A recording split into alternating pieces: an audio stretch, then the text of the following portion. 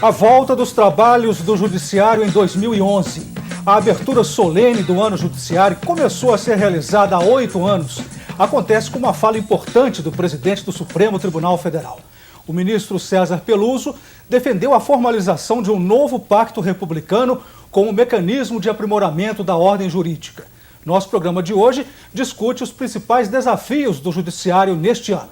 Nossos convidados, o desembargador Nelson Messias de Moraes, secretário-geral da AMB e integrante da 2ª Câmara Criminal do Tribunal de Justiça de Minas Gerais, e o advogado Leonardo Beraldo, diretor da Escola Superior de Advocacia da OAB de Minas e do Instituto dos Advogados de Minas Gerais. Numa parceria da TV Assembleia com a MAGES, a Associação dos Magistrados Mineiros, está no ar o Via Justiça.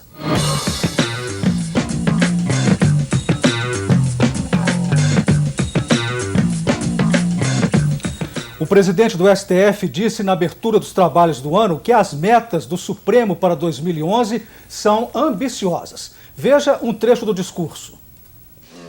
As perspectivas do Poder Judiciário para este ano de 2011 são ambiciosas, mas sozinhos não poderemos concretizá-las na plenitude de suas forças. Não é por acaso que a Constituição prescreve como afirmação, programa e tarefa que os poderes são independentes, mas não podem deixar de ser harmônicos entre si.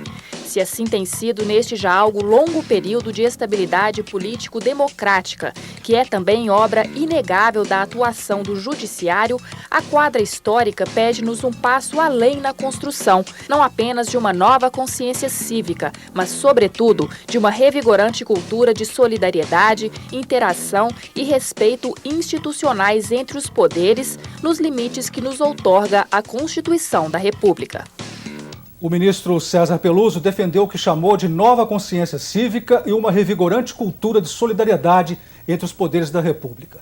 Ao lançar a ideia de formalização de um terceiro pacto republicano para aprimoramento da ordem jurídica, pergunto ao senhor, desembargador Nelson Messias, seria mesmo necessário um terceiro pacto republicano? Olha, vamos primeiro falar sobre os 2 primeiros pactos.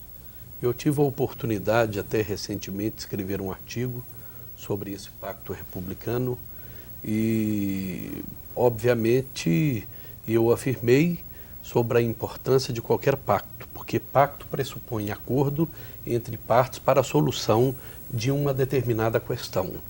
Infelizmente, os pactos que foram feitos anteriormente não foram pactos bem republicanos, porque um pacto republicano pressupõe a presença e a participação de todos e a contribuição de todos. E, obviamente, se nós quiséssemos um pacto republicano, alguns pontos deveriam ser debatidos ali naquele momento e os poderes deveriam, cada um, contribuir ao seu modo. Se fosse real a verdade de se fazer um pacto republicano para aprimoramento naquele momento da ordem jurídica, certamente, para contribuir com a celeridade processual, o poder público abriria mão do prazo em quádruplo para contestar, em dobro para recorrer, abriria mão do reexame necessário, repensaria os precatórios, que hoje é uma forma de calote. Nada disso é republicano. Você acredita ser republicano uma diferenciação de tratamento entre as partes? Quando se deu prazo diferenciado para o poder público, é porque ele não tinha estrutura adequada para se defender. O poder público hoje, se há nessa relação um fraco e um forte, é o forte.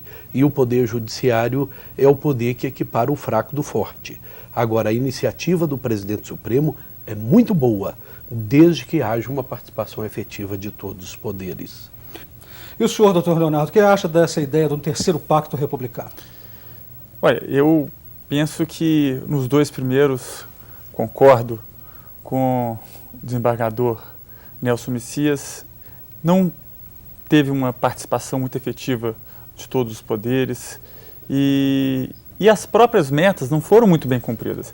Eu trouxe anotado aqui uma, que eu vou tomar a liberdade de ler. Um dos compromissos, tinham mais ou menos uns 15 compromissos, o segundo pacto republicano. E a letra M diz o seguinte: fortalecer o exercício do direito fundamental à ampla defesa e da advocacia.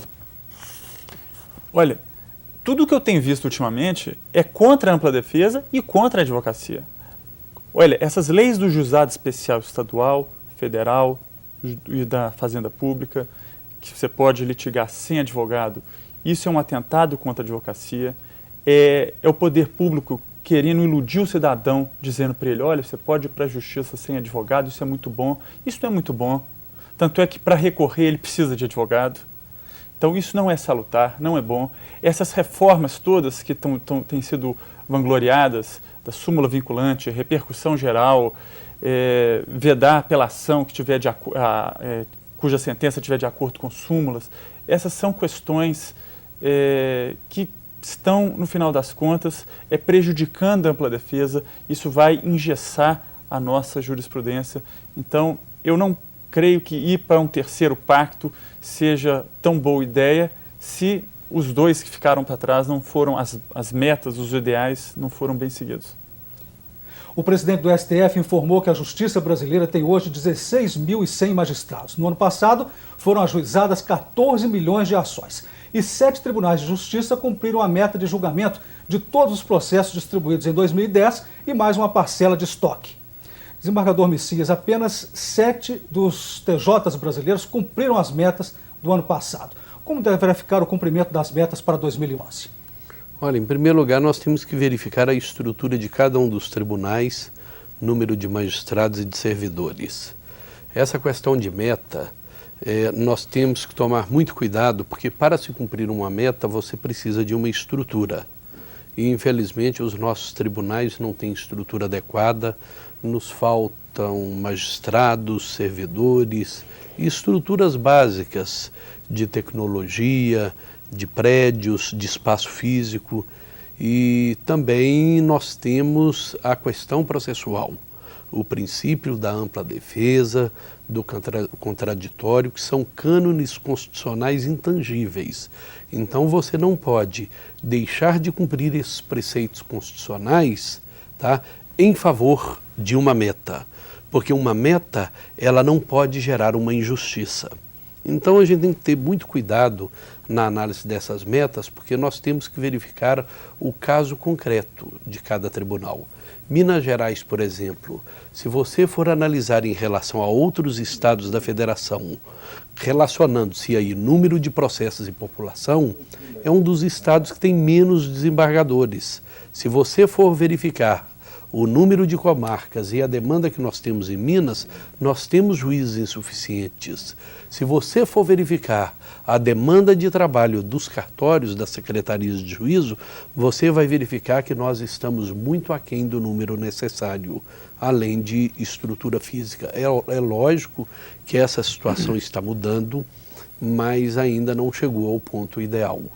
Outro trecho do discurso do presidente do STF que chamou a atenção foi quando ele disse que não foram poucas as autoridades de diferentes áreas do conhecimento e de atuação que se referiram ao terceiro milênio como o século do judiciário, citando como motivos crises e controvérsias de toda a ordem em tempos de globalização, liberalismo econômico e afirmação crescente de uma sociedade plural e democrática. Os senhores concordam que este é o século do judiciário? Começo com o senhor, doutor Leonardo. Olha, de fato, o judiciário dos 3 órgãos do poder é o que tem mais se destacado nesse novo milênio. Espero que seja o século do judiciário, porque o judiciário precisa se modernizar muito.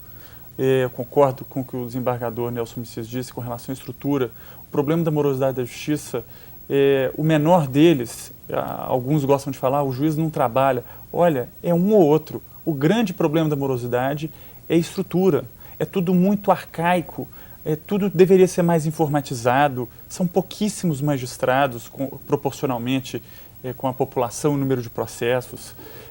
O Supremo Tribunal Federal julgar esse mundo de recursos extraordinários, isso é um absurdo.